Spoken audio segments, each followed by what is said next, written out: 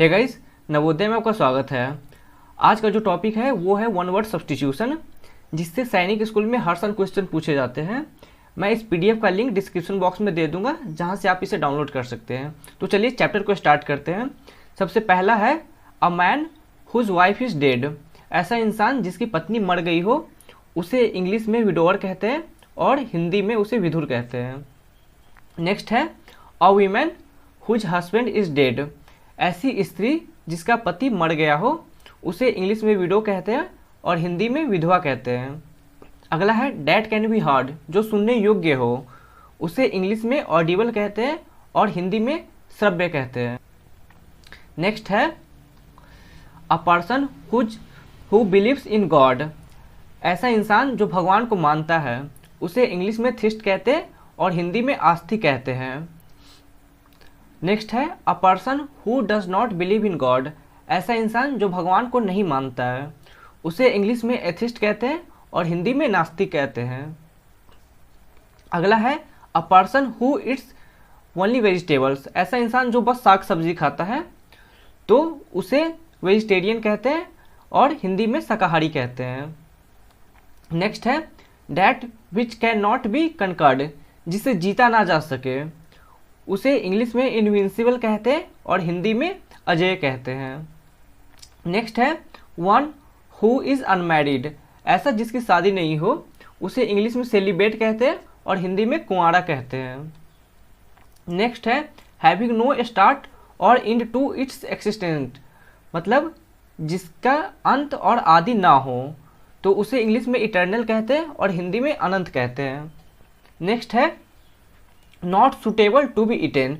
जो खाने योग्य नहीं हो, उसे इंग्लिश में इनएडिबल कहते हैं और हिंदी में अखाद्य कहते हैं। नेक्स्ट है a person who knows everything.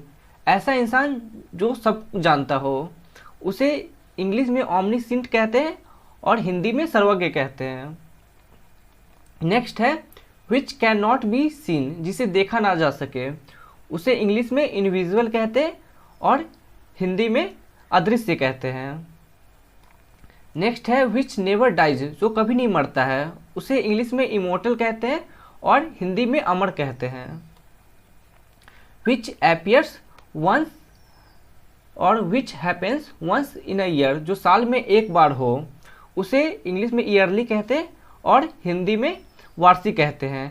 ठीक उसी तरह अगर मान लीजिए कि है कोई महीने में एक बार होता है, which happens once in a month.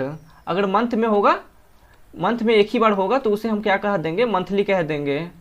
ठीक, मैं इसके रेस्पॉन्स में बता रहा हूं। अगर वीक में एक बार हो, तो उसे वीकली कह देंगे।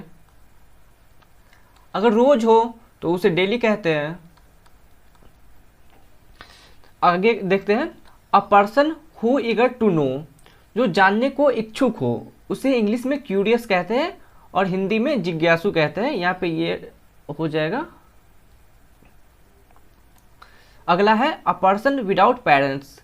जिसके माता पिता नहीं हो, उसे इंग्लिश में ऑर्फन कहते हैं, जिसका मतलब हिंदी में अनाथ होता है। नेक्स्ट है one who never gets old. जो कभी बूढ़ा नहीं होता है, उसे इंग्लिश में एजलेस कहते हैं और हिंदी में अजर कहते हैं। अगला है विच लास्ट शॉर्ट।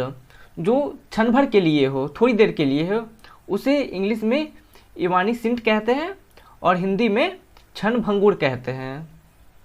नेक्स्ट है which is not like anything else. जिसके समान कोई दूसरा ना हो, उसे इंग्लिश में यूनिक कहते हैं और हिंदी में अद्वितीय कहते हैं।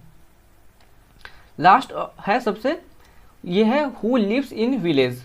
जो गांव में रहता है, उसे विलेजर कहते हैं या फिर उसे हिंदी में ग्रामीण कहते हैं। तो स्टूडेंट्स, ये कुछ most important one word substitution है, जिसे आप याद कर लीजिएगा। मैंने इनके हिंदी मीनिंग भी लिख दिए हैं, ताकि आपको अच्छे से समझ में आ जाए। अगर आपको वीडियो पसंद आए तो प्लीज़ वीडियो को लाइक कर दीजिएगा, चैनल को सब्सक्राइब कर दीजिएगा।